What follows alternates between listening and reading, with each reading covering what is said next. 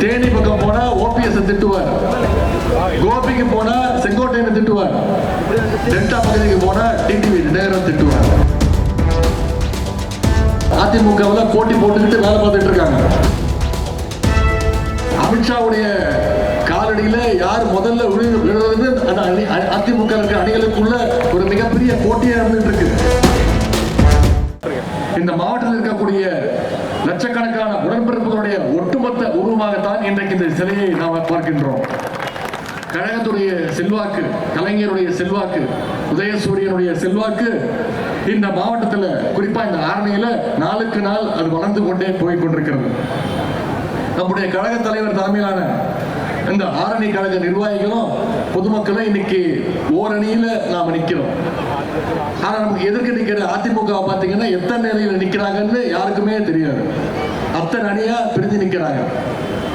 முன்னாடி பல்வேறு அணிகளா அவங்க பிரிஞ்சு நின்றாலும் அவங்களுக்குள்ள அந்த கட்சியை யாரு கைப்பற்ற போறாங்கன்ற போட்டியில தான் அத்தனை அணிகளா பிரிஞ்சு நிக்கிறாங்க.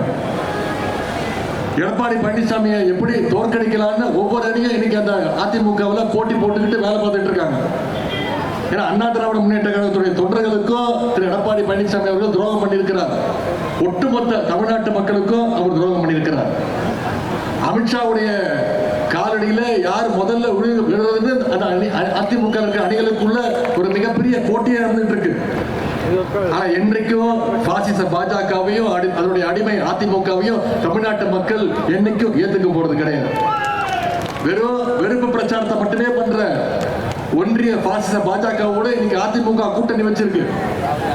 ஒரு கட்சியை கூட அந்த கூட்டணி அமைஞ்சு கிட்டத்தட்ட ஒரு 8 மாசம் ஆயிருக்கு. ஆனா இன்னும் ஒரு இயக்கம் கூட அந்த கூட்டணி நம்பி இது வரைக்கும் போல. அங்க இருக்கிறவங்க தான் ஒவ்வொருத்தரா பிச்சுக்கிட்டு போயிட்டு இருக்காங்க. திரு எடப்பாடி பழனிசாமி அவர்கள் 8 மாதங்களுக்கு முன்பு பிரச்சாரத்துக்கு போறேன்னு சொல்லி பஸ் எடுத்துட்டு காமினார்.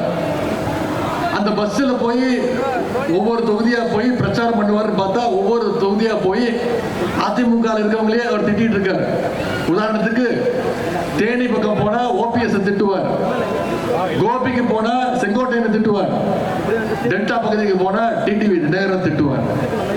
இப்படித்தான் திரு எடப்பாடி பழனிசாமி அவருடைய பிரச்சாரம் போயிட்டு இருக்கு.